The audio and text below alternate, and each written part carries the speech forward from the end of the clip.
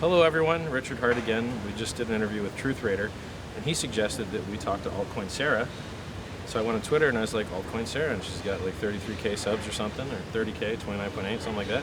I was like, all right, let's do an interview. I've never seen your stuff. I don't know if you've ever seen mine.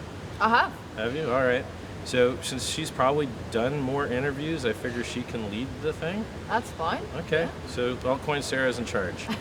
Hello everyone, I'm AltcoinSara. You can find me on Twitter, AltcoinSara. I've also got a YouTube account, AltcoinBusLadies.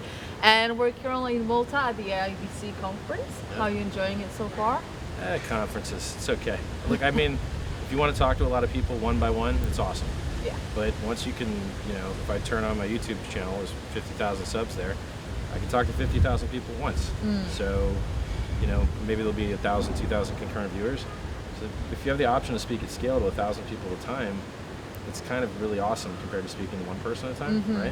Which is why I'd much rather talk to you and make a video and then, a couple thousand people will watch it. Whereas, talking about one-on-one stuff, it just feels good, but it doesn't scale, I guess if you met like the president of the nation, and maybe you have to scale through that guy, Yeah. but they're probably hard to convince to do what you want anyway, so. Exactly. How are you enjoying it?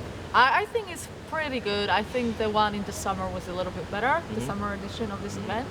But so far so good. There is some interesting variety of speakers and the stands. The lunch was okay, so I'm quite happy. Like if someone's going to invite me to speak on an audience of 6,000 real people, I don't know if there's 3, 4, 6,000, something in that range. All right, okay, I'll do it, but I'd just much rather speak to 60K, right? 3 or 4K is not bad targeted people, What do you want to talk about? I don't know, what is your plan for the future actually? That's what I'm curious about. I'm focused on a currency that I built. Okay. And I think it's better than Bitcoin and better than any other coin, depending on whether you just want to get rich or not. If you want to get rich, it's built for that. If you want to do anonymous transactions, it's not built for that. If you want to do stablecoin, it's not built for that. If you want to be a platform for other stuff, it's not really built for that. You can build on top of it and extend it because it's a smart contract that allows calls from other smart contracts. So you can build other things on top of it, but it's not its core reason for existing. So in the United States and China, there's $7.2 trillion in time deposits, and no cryptocurrency addresses that market. We've got Bitcoin, which tries to be a currency. We've got masternodes and staking coins where you can just unlock them whenever you want, and that's not how a CD works. The way a CD works is you lock up your money, and you can't touch it for a period of time. The longer you lock, the higher interest you get paid. So there's an opportunity to address a $10, $20 trillion market in crypto that no one else is addressing. Someone has to build it. So, I was a Bitcoin maximalist for a long time, and I've spoke out against a lot of other altcoins. And what you learn is price can go up whether the tech's good or not. Yeah. Price can go down whether the tech is good or not. Bitcoin drops 85%, 3, 4, 5 times. Is the tech any different? No, same tech. No, it's exactly the same. Yeah. And then you start to, when you really learn about markets, you start to learn the difference between a Ponzi and a bubble and a pyramid. They're different. So a Ponzi scheme fails when you make promises that you can't meet. A bubble is when people thought something was cheap, then they thought it should be worth more, then they thought it was cheap again. It has nothing to do with the product. Amazon was a bubble, it dropped 90%. Now it's 50% of all commerce in the United States on the internet. Okay, well obviously it wasn't a Ponzi and it wasn't a multi-level pyramid, but it was a bubble. Sort of a bubble, right? Yeah. So my idea is, why don't we do all the things that Ponzi's and scams are doing and onboard new users with promises of high returns of interest, but not have the drop, not have the pop, by using time locks. So in a Ponzi scheme, you have like 1% interest per day promised to you. I think that's what BitConnect used. Or you could have 10% per month, which is what Plus Token used. Both of those Ponzi schemes onboarded millions of new users to crypto. And really, in my opinion, the last one, the Plus Token, the reason that we found a bottom at 3,000 and went up to 14,000 in about 4 months. We went up 4.5 times in 4 months because Chinese people were FOMOing and buying this Ponzi scheme. And then it collapsed. And the 14K top was when the Plus Token founders got arrested, most of them. So how do you get your scheme to not fail? Well, you don't make promises you can't meet. So that's a good start, definitely. Right. So in HEX, it owes you HEX. So if you lock up your HEX, it gives you more HEX in return. The more people that lock up, the less you get. So it's just like Bitcoin. If you're the only Bitcoin miner, you get all the inflation. Yeah. But no one wants you to be the only one. Other guys come in, they see all that free money, and then they all compete for it, and then it becomes less profitable. And staking in HEX is the same thing. If not that many people are staking, then it's very profitable to be a staker. And then if it's too profitable, more people join, and then it becomes less profitable. And so you can give people hundreds of % promised returns on interest, depending on how many people are staking, right? And then you still have a low inflation rate on the total. So if you have 4% of the whole currency that uses a reward, and only 1% of people are staking, those people get a 400% return. Because you've got 4% of a big thing being given to a very small group of people. That's a lot of energy being shoved into a very small place. And then since we control the currency, or like the currency controls itself, it's an immutable smart contract. No one can change it.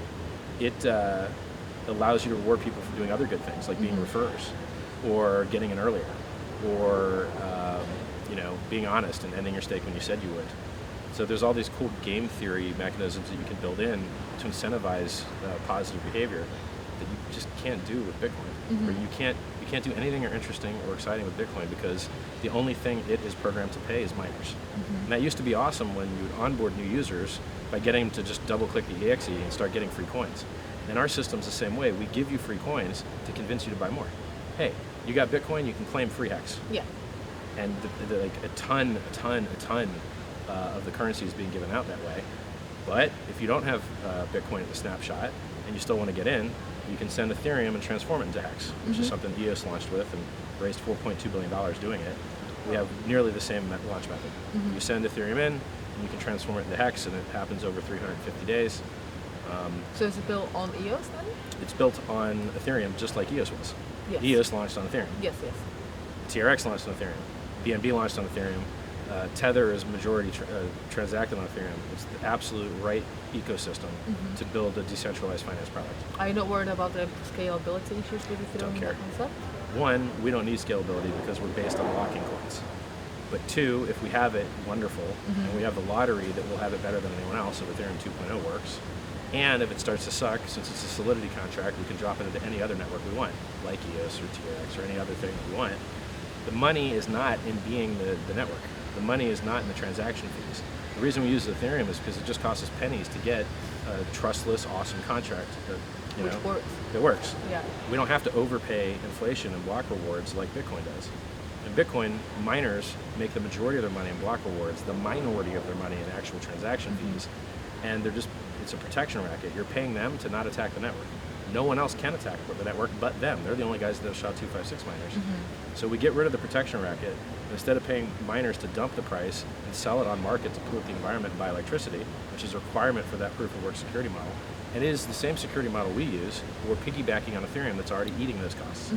So if Ethereum's already eating all of that suck of having to do real proof of work and burn electricity for security, well, we're just going to get on top of that instead of having to do our own, which is, who makes more money, FedEx or Amazon? Amazon does. But FedEx delivers the package, right? So there is a connection between them. In every value chain, certain members of the chain make more money than others.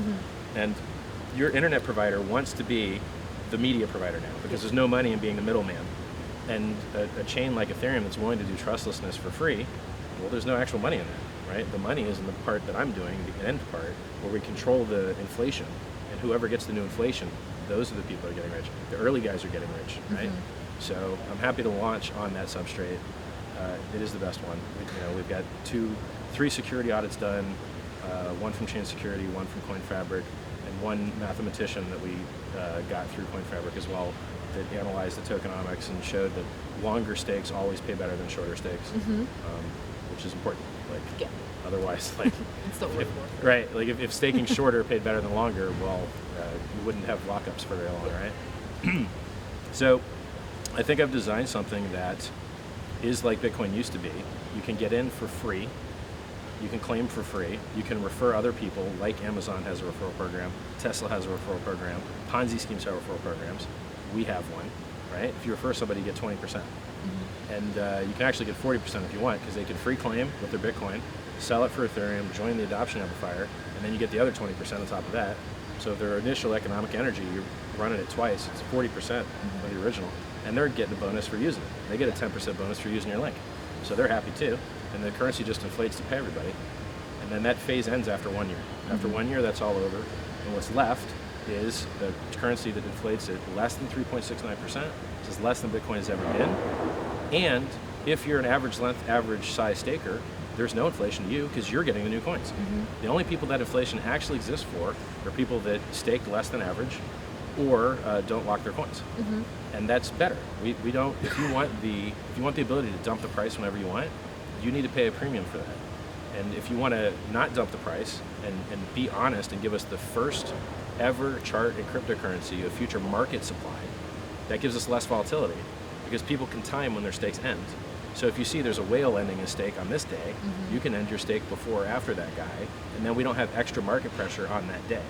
And so because we have the first chart of future market supply, we'll also have less volatility because people know to stagger their stakes to not get extra liquidity on that day that it's not needed. Okay.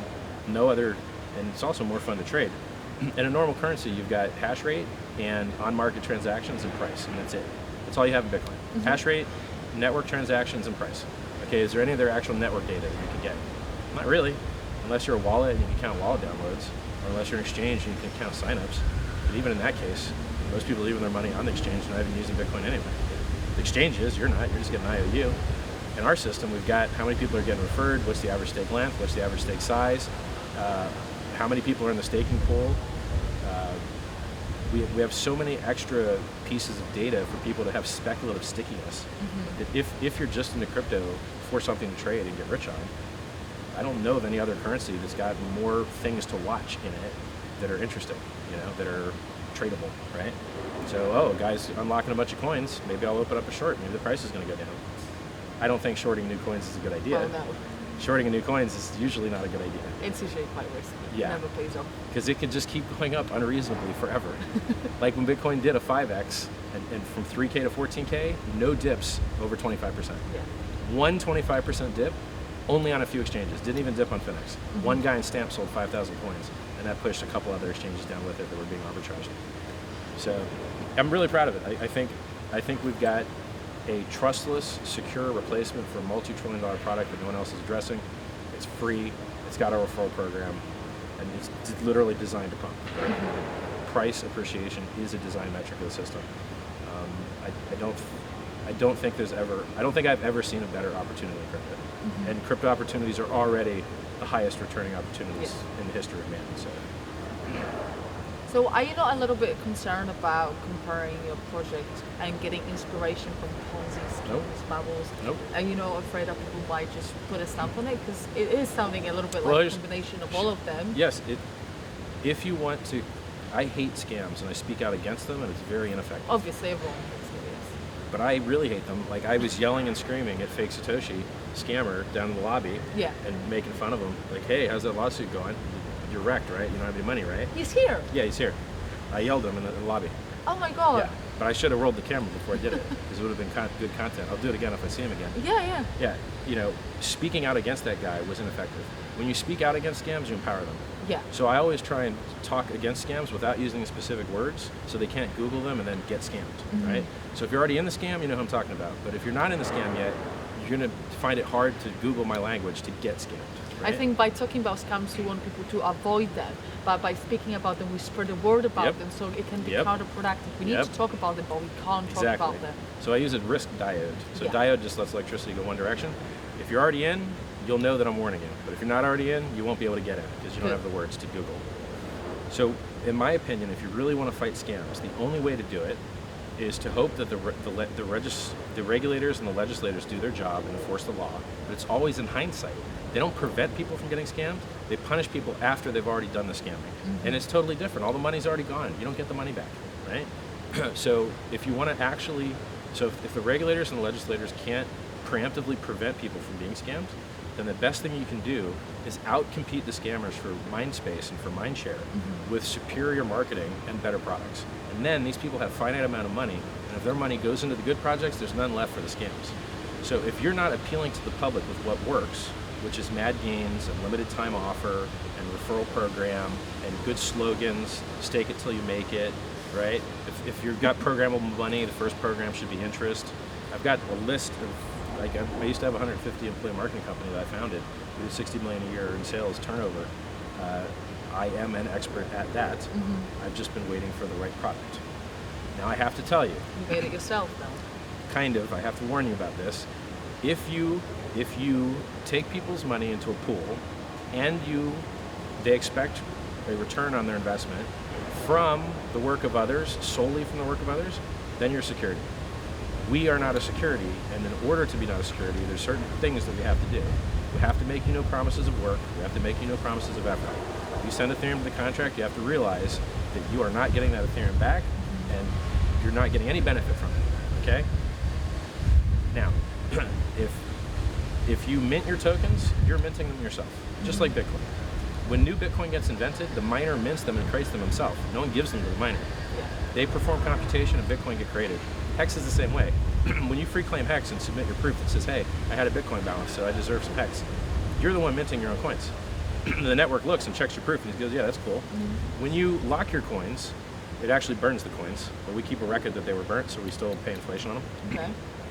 Otherwise, the stakers wouldn't make it any. Like if everyone staked and there was no coins left, well, what would you pay inflation on?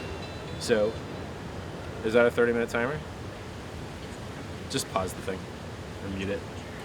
So if you lock your coins and then you unlock them and get a reward, you're minting your own reward. No one's giving it to you.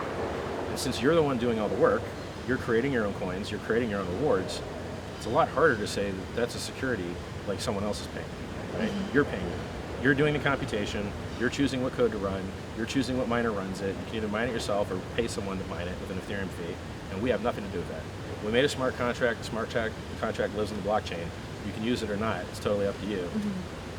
So it's very hard to make the case that that's a security because we're not doing the work, we're not creating the money, we're not making you any promises. I have no idea what the USD price will be. I can't promise you USD returns. I can show you design principles, design intentions, why things were built the way that they were. I can explain to you how the software works. I can explain to you what our models show and how the math should work, right? If you lock, you're going to get more Hex. Okay, well that's the math. I'm describing math to you. I have no idea what the USD price will be, right? So. So at what stage are you currently? We passed all of our security audits with flying colors. There's two things a security audit can do. One, they can find bugs, and we're done with that phase. And the other thing is to make investors secure that the audits were done properly and that they're safe. And in order to make that happen, you need pretty images and good language, right? So the security part's already finished, and we're just cleaning up the language to make sure that people understand how good it is. Because if you get audited and you don't find anything, it's a very boring audit.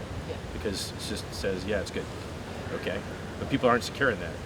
So we want to see that you actually tried some stuff and show us the stuff that didn't work, right? When I see the mistakes that you can potentially prevent. So we found, one of the auditors found one attack, which was extremely, extremely hard to do. You can look it up on Wikipedia. It's called a pre-image attack against a Merkle tree. Never heard of it, sorry. It's really advanced math stuff. It would be nearly impossible to do, and very unlikely anyone could do it, and we just fixed it anyway, so no one could do it. Yeah, so it's not, there's no real attack vectors. Then even if you do have attack vectors, it has to be profitable for someone to do them. So if it costs someone like $1 million to find a collision in a hash function to attack you, they could have made 500,000 just doing normal hashing for Bitcoin.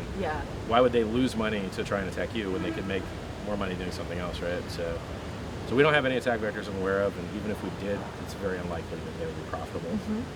And they have a limited time. Like, you can only claim for 1 year. So if we had any type of like screw up in the claim thing, it's over after a year. Oh, okay. There's all kinds of stuff in it today. Whales get killed by 75%. All that money gets given to the little guys, the stakers. If you've got multi-sig address, you can't claim, which is most exchanges. If you're Mt. Gox, you can't claim because we just removed it from the UTX set. So all you can do is sell. He's a trustee, and the only thing you can do legally is sell the coins. Why would you give free coins to a guy that could just sell? Exactly. How is that making the world better for anybody? That guy doesn't need the money, right? What else do we got? If the more people that get in after you, the more rewards the stakers get. So we measure how many people claimed, and then how large their claims were. What's the proportion of them, sorry? Well, about 1/3 of coins could possibly claim after all the whale penalties and after all the multi-sigs are removed. and I'm not even counting Satoshi's coins. He's probably dead. He's probably not going to claim. You know, coins that are lost. It's very likely that there'll be a very huge stack of coins that are unclaimable that are going to be given out to people. It should be about 2/3 of the free claims, and then those get multiplied by the adoption rewards, and the adoption rewards go up to 100% at that third, basically. So like, we count adoption. If all the ones that could possibly claim do, then those both would max out at 100 and would 3 times the payout to the stakers. So you're getting the unclaimed coins times adoption multiplier, which can be up to 3x, and then that happens on the last day, day 353. It's like the end of the claim phase. Basically, it's like a day after the end of the claim phase, because we want people to be able to stake their coins to get in. So if you're like the last guy to claim, okay, you're in. If you're the last guy to get in the adoption amplifier or to free claim, you'll still have time to stake, so that you're logged as being staked to get the giant payout, the big payday. Which is where, I mean, the gains on that day are probably 100 times what the normal inflation gains are, because normal inflation is only 4%. So the stakers make about 4%. This other side, like if people terminate their stake early, they get penalized. Stakers make money on that. If people terminate their stake late, they get penalized, and stakers make money on that. But other than that, what are your ways of preventing people doing it? Well, I mean, it's probably a hidden revenue model. It's probably a dark pattern. That's how banks make money. So in a bank, you make money when people pay fees. Yeah. That's the majority of your revenue. And in this system, you know, if people screw up and they say they're going to stake this long and they choose not to, they're going to get hit with a very heavy penalty. Or if they stake and they don't end their stake, well, you know, someone's got to update the system state to be accurate. You're the one that's got expired shares diluting the staker pool, so why don't you take your shares out like you said you would? Yeah.